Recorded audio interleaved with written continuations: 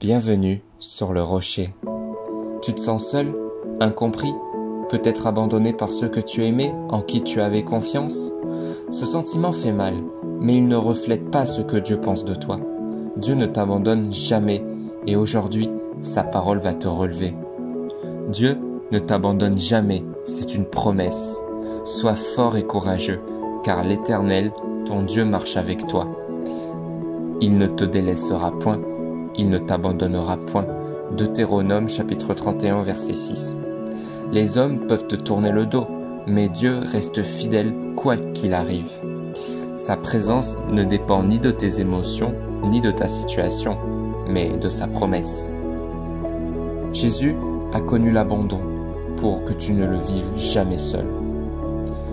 Mon Dieu, pourquoi m'as-tu abandonné? Matthieu chapitre 27 au verset 46. Sur la croix, Jésus a ressenti l'abandon total pour que toi, tu ne sois jamais seul dans le tien. Il connaît ta douleur, il marche avec toi dans tes larmes. La présence de Dieu est plus grande que l'absence des autres. Mon père et ma mère m'abandonnent, mais l'Éternel me recueillera. Psaume 27 au verset 10. Même si ceux que tu aimais t'ont laissé, Dieu te prend dans ses bras.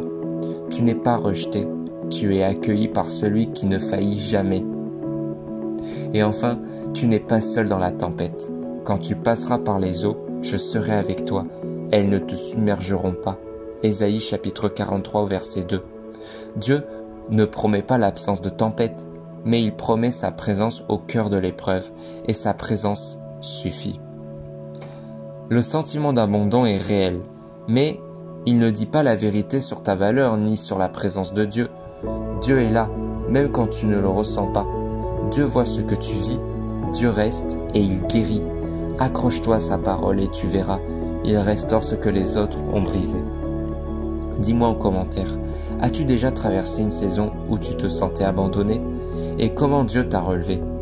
Abonne-toi pour des messages qui t'aident à marcher avec Dieu même dans la douleur, parce qu'il est avec toi, même dans tes silences, même dans l'ombre, pour toujours. À demain pour un nouvel enseignement biblique.